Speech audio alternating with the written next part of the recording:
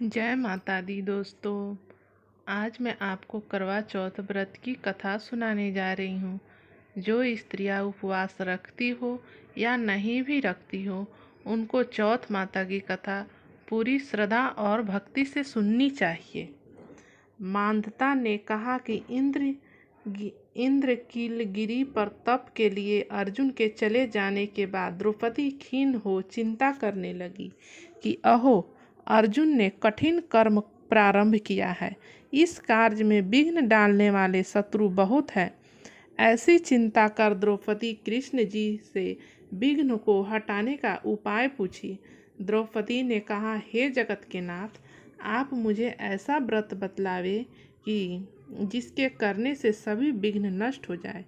श्री कृष्ण जी ने कहा कि महाभागे, पार्वती ने शंकर जी से इस प्रकार पूछा था, तब शंकर जी ने पार्वती जी से जो कहा था सो हे वाराहे, उसी करक चतुर्थी नामक व्रत को मैं कहता हूँ, सुनो, जो सब प्रकार के विघ्नों को हरण करने वाला है।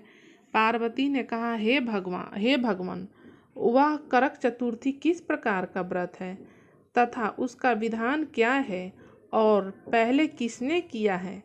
शंकर जी बोले, हे पार्वती, रत्न विभूषित चहार दीवारियों से घिरे स्वर्ण तथा चांदी के भवनों से भरे विद्वान पुरुष से सुसेवित लोगों को वश में करने वाली दिव्य स्त्रियों से शोभायमान जहाँ वेद ध्वनि हो रही है, ऐसे स्वर्ग से भी मनोहर परम रमणीक शक्र प्रस्थुर दिल्ली शहर में एक वेदर्श नामक ज्ञानी ब्राह्मण रहता था।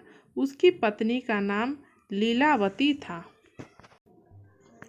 उसके महापराक्रमी 7 पुत्र तथा संपूर्ण लक्षणों से युक्त वीरवती नाम की एक पुत्री उत्पन्न हुई। उसकी आंखें नील कमल के समान और मुख चंद्रमा के समान था। उसके विवाह के योग्य समय आ जाने पर वेद शर्मा ने एक वेद शास्त्र के विद्वान ब्राह्मण को विवाह की विधि से उसे प्रदान कर दिया। तत्पश्चात वीरवती ने अपने भाई की स्त्रियों भौजाइयों के साथ गौरी का व्रत किया। तत्पश्चात कार्तिक कृष्ण चतुर्थी के दिन व्रतोपवास कर सायंकाल में स्नान कर सबों ने भक्ति भाव से वट वृक्ष का चित्र बना उसी के नीचे शंकर जी, गणेश जी तथा स्वामी कार्तिकेय जी के साथ पार्वती जी का चित्र बनाया और नमः शिवाय इस मंत्र से गंध पुष्पाक्षत आदि से गौरी का पूजन किया। फिर शिव जी, गणेश जी तथा षडानन का अलग अलग पूजन करती हुई पकवान, अक्षत तथा दीप से युक्त 10 करवा और गेहूं के पिसान और गुड़ से बना नैवेद्य, ठोकवा एवं और भी अनेक प्रकार के फलादि भोज्य पदार्थ को अर्पण किया। तत्पश्चात अर्घ देने के लिए चंद्रोदय की प्रतीक्षा करने लगी। इसी बीच में वह बला वीरवती भूख प्यास की पीड़ा से मूर्छित हो पृथ्वी पर गिर पड़ी। तब उसके बांधव रुदन करने लगे। फिर वीरवती का मुख धो पंखे से हवा कर उसको ढाढ़स बंधाया कि चंद्रमा निकलने ही वाला है, और उसका भाई चिंता कर एक महान वट वृक्ष पर चढ़ गया। बहन के प्रेम से दुखी उसका भाई जलती हुई लुकारी ले चंद्रमा का बहाना कर दिखाया। तब वह उसे चंद्रमा का उदय जान दुख को त्याग विधान से अर्घ्य देकर भोजन किया। इस प्रकार व्रत के दूषित होने के कारण उसका पति मर गया। तब वीरवती अपने पति को मरा देख पुनः शिवजी का पूजन कर 1 वर्ष तक निराहार व्रत किया।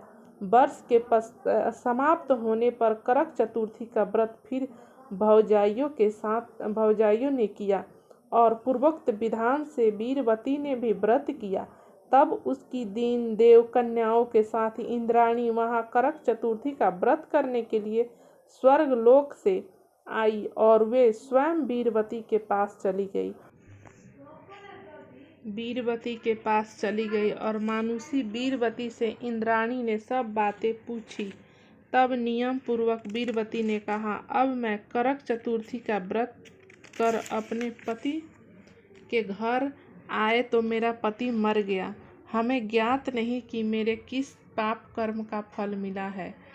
महेश्वरी, हमारे भाग्य से आप यहाँ आ गई है, सो मेरे पति को जीवित कर मेरे पर कृपा कीजिए।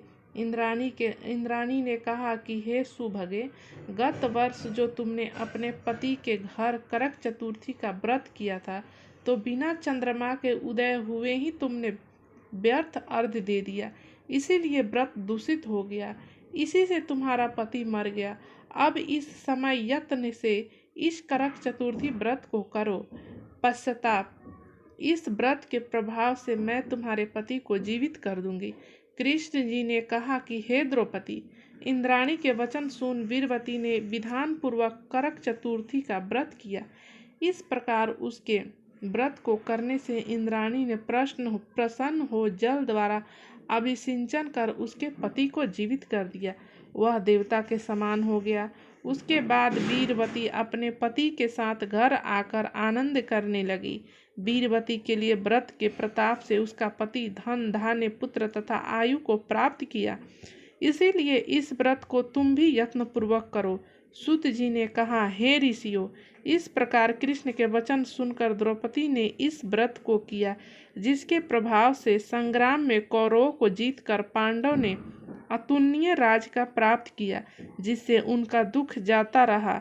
जो सौभाग्यवती स्त्रियां इस करक चतुर्थी का व्रत कर सायंकाल पूर्वोक्त विधान से पूजन करेगी, वे पुत्र धन तथा अतुल यश को पावेगी।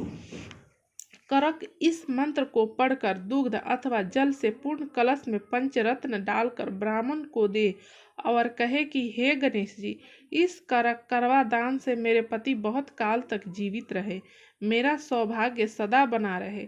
सुहागिन स्त्रियों को भी दे और उनसे भी करवाए। इस प्रकार के व्रत को सौभाग्य की इच्छा वाली जो स्त्रियां करेगी,